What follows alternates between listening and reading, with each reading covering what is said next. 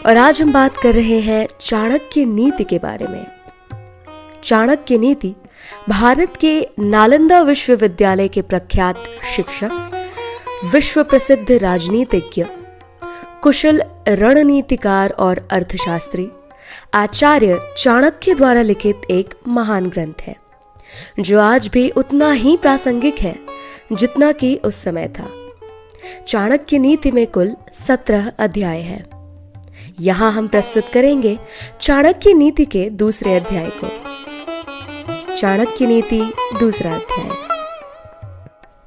Number 1, झूठ बोलना, उतावलापन दिखाना, दुस्साहस करना, छल कपट करना, मूर्खतापूर्ण कार्य करना, अत्यधिक लालच करना, अपवित्र रहना और निर्दयता, ये स्त्रियों के कुछ स्वाभाविक दोष हैं।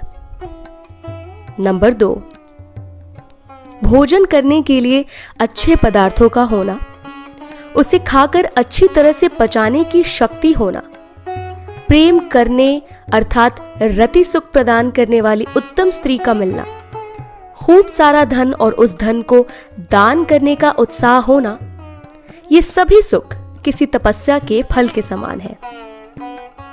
नंबर 3, जिसका पुत्र आज्ञाकारी हो, स्त्री उसकी इच्छा के अनुरूप व्यवहार करती हो अर्थात पतिव्रता हो, और जो व्यक्ति धन के कारण पूरी तरह से संतुष्ट रहता हो, उसका स्वर्ग यहीं पृथ्वी पर है। नंबर 4, पुत्र वही है जो पिता भक्त है, पिता वही है जो बच्चों का पालन पोषण करता है, मित्र वही है जिस पर पूर्ण विश्वास किया जा सके, और पत्नी वही है जिससे सुख शांति प्राप्त हो। नंबर 5, जो प्रत्यक्ष रूप से मधुर वचन बोलता हो और पीठ पीछे अप्रत्यक्ष रूप से आपके सारे कार्यों में रोड़ा अटकाता हो अर्थात आपको बर्बाद करने की योजना बनाता हो, ऐसे मित्र को उस घड़े के समान त्याग देना चाहिए जिसके भीतर तो विष भरा है और ऊपर मुंह के पास दूध हो। नंबर 6, जो मित्र खोटा है उस पर विश्वास नहीं करना चाहिए, और अपने घनिष्ठ मित्र पर भी विश्वास नहीं करना चाहिए, क्योंकि कभी नाराज होने पर संभवतः आपका विशिष्ट मित्र भी आपके सारे रहस्यों को प्रकट कर सकता है।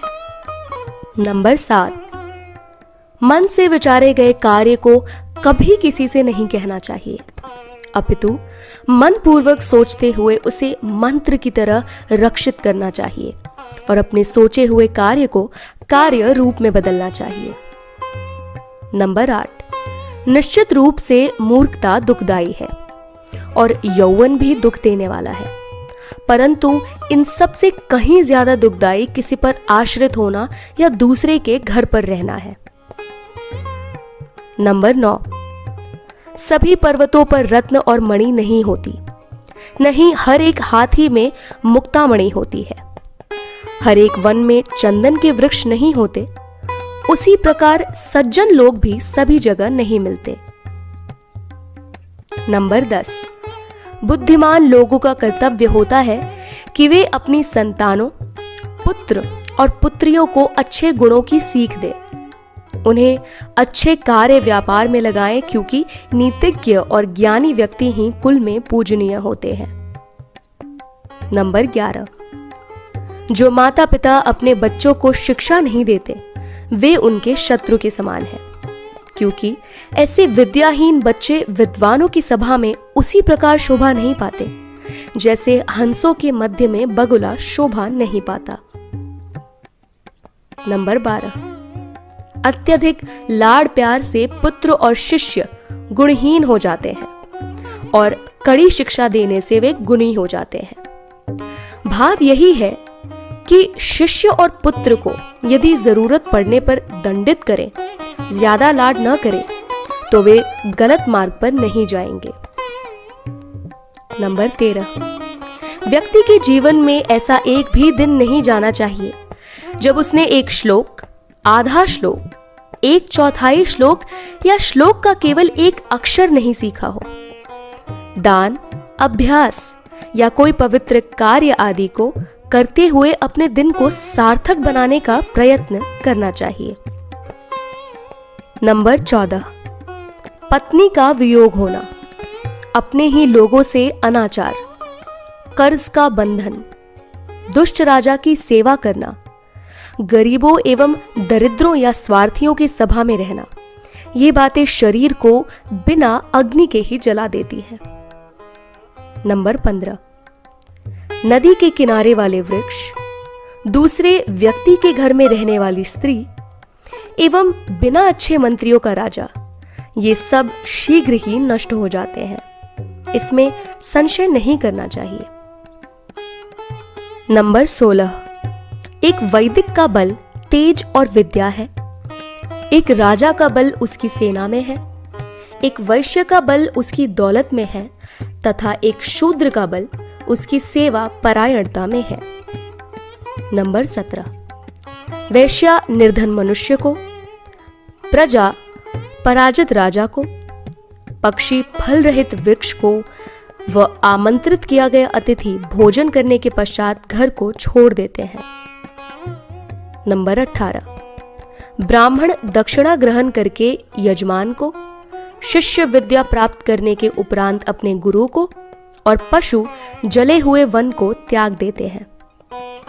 नंबर 19, बुरा आचरण अर्थात दुराचारी के साथ रहने से, पाप दृष्टि रखने वाले का साथ देने से तथा अशुद्ध स्थान पर रहने वाले से मित्रता करने वाला व्यक्ति शीघ्र नष्ट हो जाता है। नंबर 20, प्रेम और मित्रता बराबर वालों में अच्छी लगती है।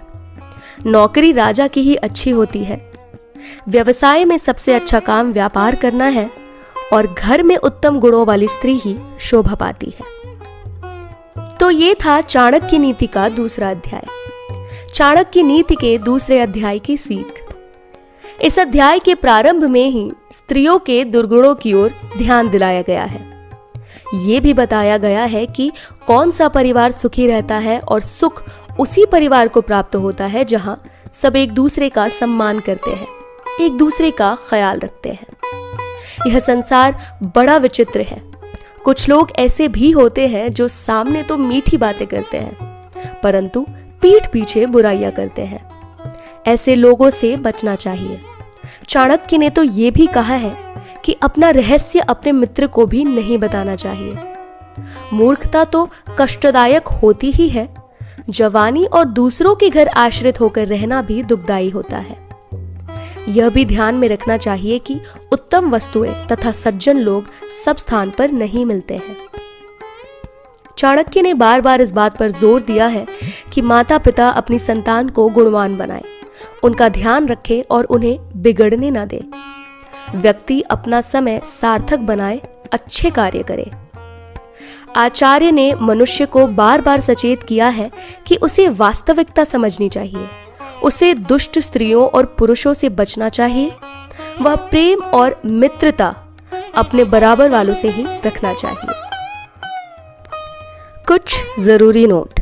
चाणक्य नीति में आचार्य चाणक्य द्वारा स्त्री विशेष, जाति विशेष और धर्म विशेष के लिए कहे गए कुछ सूत्र वर्तमान समय के संदर्भ में इतने सही प्रतीत नहीं होते हैं। ये कुछ लोगों को बुरे भी लग सकते हैं क्योंकि ये नीतियां आचार्य चाणक्य के समय में हुई घटनाओं और उनके पूर्वानुभवों पर आधारित है। हमने उनके विचारों को ठीक वैसे ही प्रकाशित किया है जैसा आचार्य चाणक्य ने लिखा था।